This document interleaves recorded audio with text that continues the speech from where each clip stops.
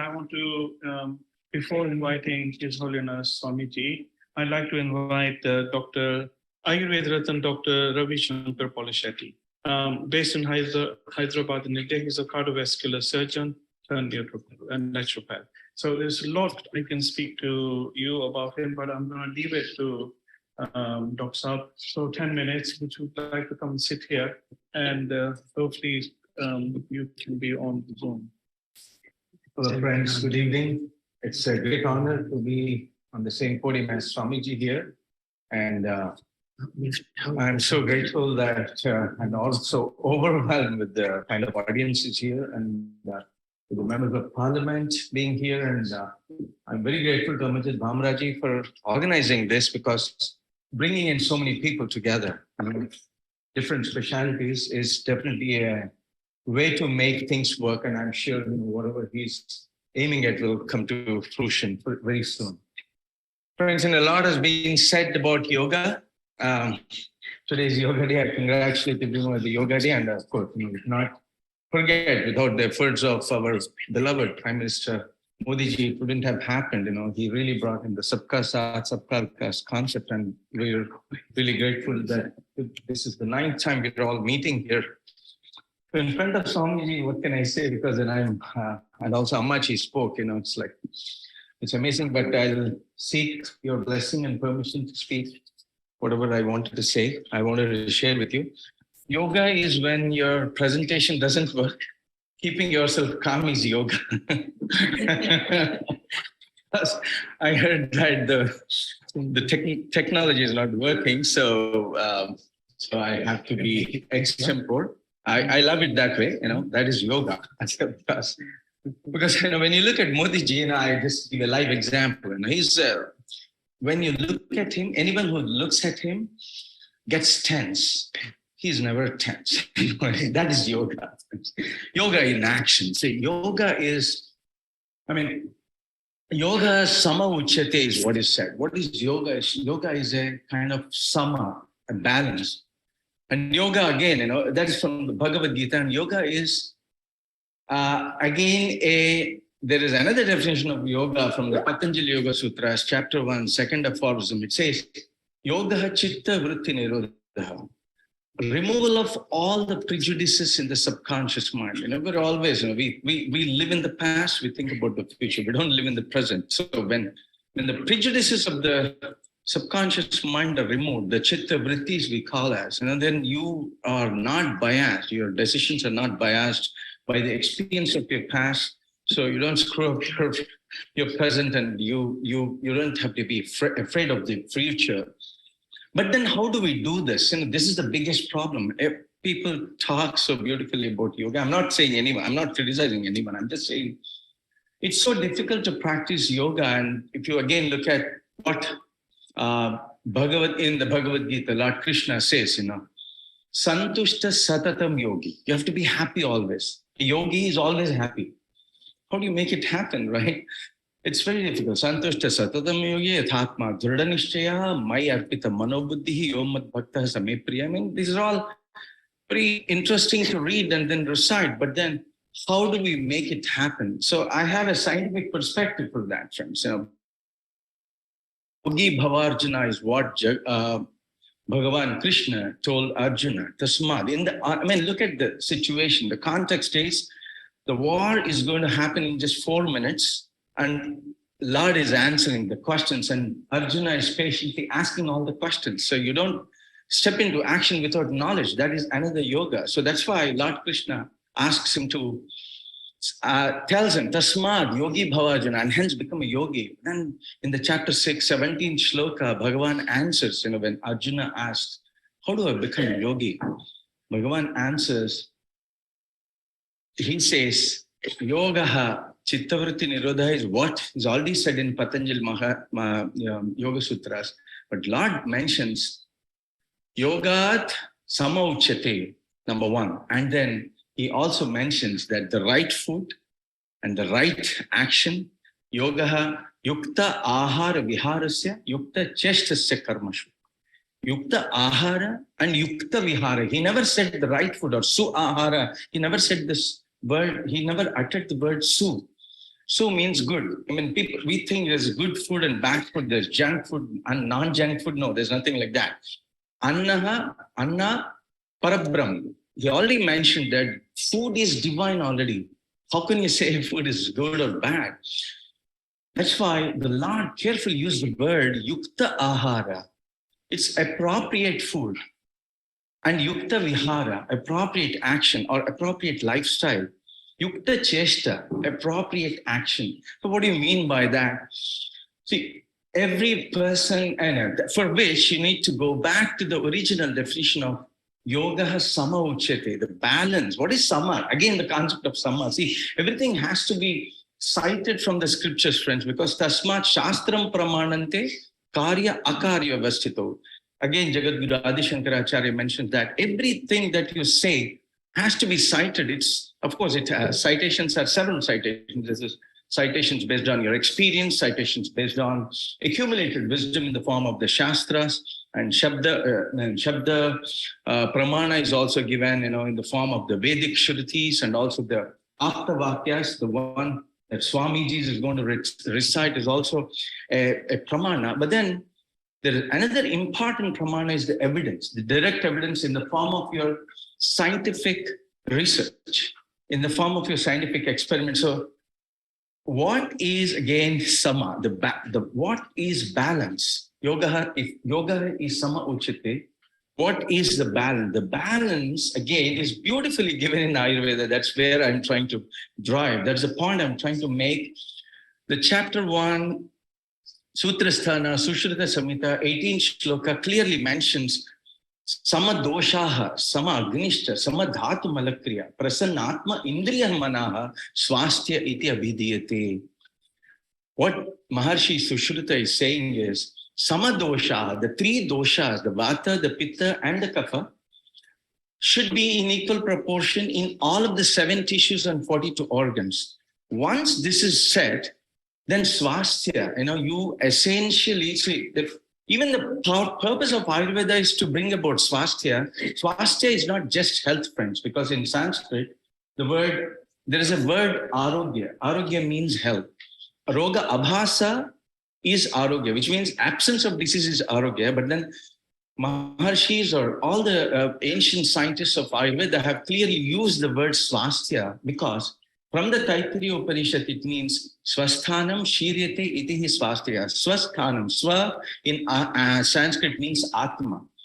That pursuit that gets you back to the swasthanam is the purpose of Ayurveda. And hence, yoga and Ayurveda culminate here, friends, because the end purpose of yoga, after you follow the yama, niyama, asana, pranayama, then dharana, dhyana, samadhi, pratyahara, dharana, dhyana, samadhi. The end purpose of yoga, while it is samadhi, Ayurvedic researchers, the ancient compassionate rishis have come up with this beautiful science of Ayurveda so that, even a person who doesn't know who doesn't know yoga, who is not inclined to yoga, could actually attain the same state as a yogi by approaching Ayurvedic Vaidya. I see Dr. Raghunandan here, amazing Ayurvedic doctor, and Avatarji. So the point is that the problem again here is, what is the samatva? How do you quantify the doshas? Because that's been a major part of my research. I'll just take quickly 3 minutes and end this because this is just a part of 545 hours of lecture that I give to my, doctor friends, allopathic doctors and Ayurvedic doctors. So, because, people think that Ayurveda and allopathy are different. Friends, no, they are two sides of the same coin. That's what we were able to demonstrate through our translational research. Because when you're on the other side, you feel the other side is like, not right. That's not right at all, friends. That's what I can for sure say through our translational research, which involved creation of animal models of vata, pitta, kapha. Of course, there's a debate going on animals, and then they might sue me for whatever I did in the last, several decades. But then see, you cannot create a model of vata in a human being. You have to create an animal. So that's what we did in the last 21 years. We've been doing these experiments in which we were the first in the world to even contemplate on such a path to create models of vata, pitta, and kapha in experimental animals by feeding the animals with appropriate diets, appropriate vata aggravating, pitta aggravating, kapha aggravating diets, and measured everything that is possible through allopathic methods. We measured their action potential. See, when I'm talking, you're all listening. How is this happening? The sound is getting converted into an electric current in your ears.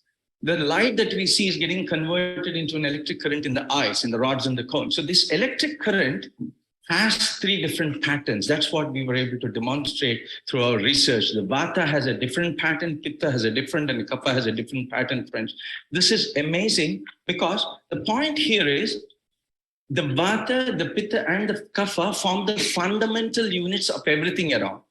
The way you talk, the way you think, the way you move, the foods that you see around, the biological processes happening in your body, the neurological, immunological, physiological processes, everything are classified into these 3 libraries of vata, pitta, kapha. But, and by the way, these are not just 3 entities, friends.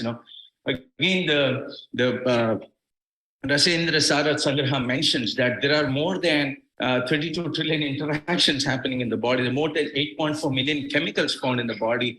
Ashitish Chatulaksha Rasamrutam Swasti Ityavidhyate. So 84 lakh chemicals are present inside the body, participating in about 32 trillion interactions. Dvam Trin Sahasracha Kotyacha. Rasayanani Karshani is what is mentioned. 32 trillion interactions are happening as we talk now. What our rishis or our ancient scientists, with extreme compassion, they classified all these into broadly 21 libraries, and 7 of them were grouped into vata, 7 into pitta, and 7 into kapha, and then they were called as, they were guiding the molecular, metabolic, and assimilative pathways respectively. This is a very amazing science. Why? Because everything is classified into vata, pitta, kapha, and the balance of these 3 agents would bring about health. And how do I know? We did these experiments. We came up with more than 3,000 markers for vata, pitta, and kapha.